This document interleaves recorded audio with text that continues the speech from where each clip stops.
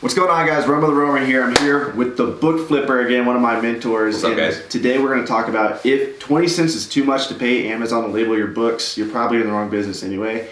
In my opinion, you have the wrong mindset. You're not in the wrong business, but you're thinking about it wrong because time is money. So when I'm on the road, and you do this a lot too, we go places and we'll source, and maybe we have to catch a flight the next day or maybe the same day. So the most important thing is to get the books out as quick as possible. I have a whole method where I break this down. It's called the 10x listing method. I'll have that below. Also, ScoutIQ just rolled out something pretty cool. It's called a hit list. So this actually, it tracks the ASIN. So the ASIN of all the books you accept are going to be in this list. And pretty soon, right now it's November 2019, but pretty soon, probably December next year. Or sooner. You'll be able to upload that directly to AccelerList. So go ahead and check out the 10x listing method. We use Google Keep to track the ISBNs, but pretty soon you don't even need Google Keep anymore. You can just use ScoutIQ.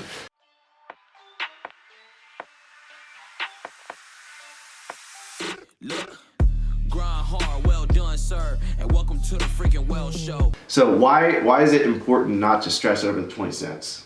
We'll get to that in just a second. So let's back up a step. Okay. Let's look at, essentially, you're on the road. Normally, in a perfect world, you would source all your books, bring them back over to a central listing area. You'd have your computer set up with AccelerList or listing software of choice, Dymo printer, so you don't pay Amazon to label them for you, and you would be all set up and ready to go. You'd scan the books back in individually, label them as you go, maybe price them, condition them, get them ready to go to Amazon, and that's a perfect world. However, like Avery said, time is money, and if you're on the road and you need to just optimize for efficiency and get them out the door, sometimes you have to just go quickly. Yeah. So what does it look like when you go quickly? You've talked about your method before, but you could scan into a spreadsheet, you could use the buy list with ScoutIQ, you could use Google Keep. Yeah, so essentially you can scan the books in your spreadsheet, and if you wanted to, you could take your phone to like the third level of an Airbnb, and instead of carrying 150 pounds of books up there, you now have it in your phone. I took it a step further with the 10x listing method. We actually have a virtual assistant copy and paste them. So your idea is you say box 1, you scan all the books into it. Yeah. Then you go to box 2, scan all the books into it, and you send that to your VA, which if you guys don't know how to hire VAs, check out some of Avery's other content, onlinejobs.ph, really good place to find we it. actually have a video in the 10x listing method. Perfect. How to break that down, yeah. So your VA would then upload everything, although with our new integration coming soon with AccelerList, you can simply upload from ScoutIQ right from the buy list. Nice. So you're going to scan everything in, upload to AccelerList, and then what you're going to do from there is you are going to pay Amazon 20 cents per unit to label. You're not going to bother. 1, you can save space. You don't need to bring a Dymo. 2, you're not going to have to go find all the books individually again and deal with it.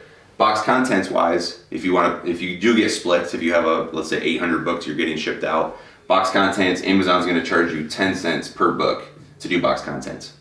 Again, AccelerList does make it pretty easy, but it does add extra steps. And again, if you're really optimizing for efficiency and have to get out the door, you might want to pay for these. Now you might go, why would I pay 20 cents? I can use thermal printer, zero money on ink. I already have the printer. The labels are a penny a piece. Why would I pay Amazon? Well, it's about efficiency. Yeah. And so we talked about this last night. If you're complaining and saying, I can't afford the 20 cents to pay Amazon because that kills my margin. Go back to the marginal video we just did. We talked about the healthier business. Anytime you see me and him wearing this stuff, that means we shot a bunch of dope videos that day. So anytime we're wearing these outfits, I can never wear this shirt again. But if you see that video, I wear the same shirts in like 8 of my videos, like in a row, and everyone's like, "You wearing the same clothes all week?" And I'm like, "Yeah, probably." Yes, I am. Check out that video. We talk about the healthier business. Again, if you can't afford the 20 cents, if that's killing you, if that's the part that pushes you over the edge, you need to be sourcing better books. Like if you have 20 cent margins on your books and you're like, hey, I'm happy making 20 cents, we need to talk about how much you value your time. Yeah. So again, there is software available. There's ways you can cut down on this and try and be more efficient. But the overall principle is if you can't afford 20 cents to have Amazon labeled, that means you can't ever have enough margin to hire somebody else to help grow your business. Right. Which means you're never going to get out of your business, which means it's your time traded for money. And that's okay. I'd rather work for myself than work for anybody else. But unless you're careful and cautious and have a strategy to begin with and build in big enough margins where you can outsource and hire and have room to grow your team, you're going to be stuck in this cycle for as long as you live. And I will say, I actually advocate, once you do hire someone, I advocate labeling yourself or having them label, because once you put someone in that position, you might as well label. That's my thought. Sure, because if they're doing 50 books an hour, times 20 cents Yes. savings, that's $10 savings. And so people are going to hear that and they're going to be like, why would I not just do that myself on the road? And Sure. again, back to, you got to realize you're always trading something. So let's say if you had a bucket of cash and a bucket of time, this one, the bucket of cash is going to be much bigger. There we go. For when you have Amazon label for you, but your bucket of time is going to go down. So you're not going to be trading. Like if you could have time in like a bucket, wouldn't it change the way you thought about it? Like if you could actually see your time. We don't think about valuing time. That's why we sit and watch Netflix for hours and hours and hours, because we go, I have time. I don't have anything else to do. Give yourself $1 per hour. If you think your time, let's say you want to make 30 grand a year. Here's the way the math works. Let's say 30 grand. Drop the zeros. Drop the 3 zeros off the end of whatever the number is. If it's 100 grand, it becomes 100. Divide this by 2. Your time is worth roughly $15 an hour. There are 2,000 hours that you're going to work in any given year. 40 hours a week times 50 weeks. You get 2 weeks of vacation. Lucky you. Whatever the number is, drop 3 zeros, divide by 2. If your time is worth $15 an hour, think about that.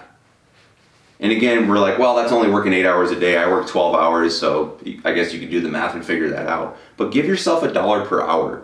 And if you're not willing to pay somebody to replace the task that you're doing, that means you can never get out of that task. And that's okay. There's some things only you should do.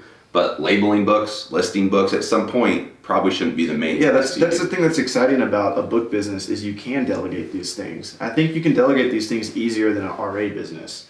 That's just my opinion. Or definitely easier than a thrifting business, because that's a very like niche thing. You have to have an eye. You have to have a lot of knowledge, yeah. But with this, you can download ScoutIQ, have someone go in the store for you, or maybe you have a bunch of books you could have someone go through for you. All they need is their phone and a scanner, and that makes the decisions for them, and it's consistent. So yep. That's the exciting thing about a book business. I was just thinking, what if Amazon had at the checkout, they say, okay, they tell you you're paying like all the fees for labeling and box content. What if it said $15 and then it said, or you could do it for $0, but it's going to take 1 hour of your time. What if they showed that? It's like going to the grocery store and you're like, oh, I forgot my wallet. And they go, great, $50 grocery, you can sit and bag groceries for 3 hours and we'll give you the groceries for free. Like you could trade time for money, right? What stores do that? Nobody does, but like a small town store. I need to go to that grocery store on the way home. I can just imagine that. But again, we like to decouple them. Like you have a $100 bill, that equals 3 hours of your time, 6 hours of your time, whatever it is. That's really tricky. We forget about that. So think about it when you buy a computer. You need to buy a $1,000 laptop. Here's a $100 bill right here. And show that. So if you took this and made it like into a bucket of time for me, my bucket of time is going to be much bigger than Caleb's, because right now he's making more money than me. So his time, this isn't that much time for him. So when I have to go out and spend $100, I might be trading a couple hours of my time. Think about it this way: you just bought a laptop for what, $1,000? Yes. So you just spent $1,000 on a laptop. We'll go. I think it'll show up here. If your time, let's say you make 40 grand a year, the math here turns out to 20. Mm-hmm. If you're making $20 an hour, don't think about it as $1,000 because you go, $1,000. Right. That doesn't mean anything. Money doesn't mean anything. Think about it as time. $20 an hour, right? That's 50 hours of work. And we're not even factoring in taxes. So if this is pre-tax money and you're buying it with after-tax money, that even gets worse. It's 60 or 70 or 80 hours. Yeah. But think about it as 50 hours. And you go, hey, the laptop's actually going to save me way more time than that. Right? So you can think about things and go, hey, I had to work over a week to buy this laptop. Is that something that's important in the business to help grow and get it? That's really, especially like when we were in Vegas, we were paying like $30 a shot. Oh, drinks were ridiculous. Yeah, so you start thinking about it. If your time's worth $15 an hour, that's $30 hours. You need to like go out and like cut your grass for 2 hours or cut someone's lawn for 2 hours to get that one shot. To enjoy a 30-second shot. Yes. Yeah. So think about things in terms of not money. Money's just arbitrary, right? In 5 years, we might be talking about Bitcoin or something else. Like dollars might not exist. We'll see. I don't think so, but it's possible. Think about it in terms of hours. How many hours did you work to get that good? And that will really reframe how you think about it. Great. That's it. Think about things in a different way. Where can they find you at? Check me out at thebookflipper.com. If you want to send me an email, I read all my own emails. I don't have VAs like Avery does reading my email and texting people and using dating apps on my behalf. But Caleb at thebookflipper.com. We got a course coming out on that soon. It should be linked somewhere below. How to use Tinder to find books. So yeah, That's all we got. peace out, guys. Like, comment, subscribe, do what you gotta do. Central to my well ones, a night of violated hell codes. Dope sells like the charge do, but selling's all about potential. And money speaks, then I'm the main act.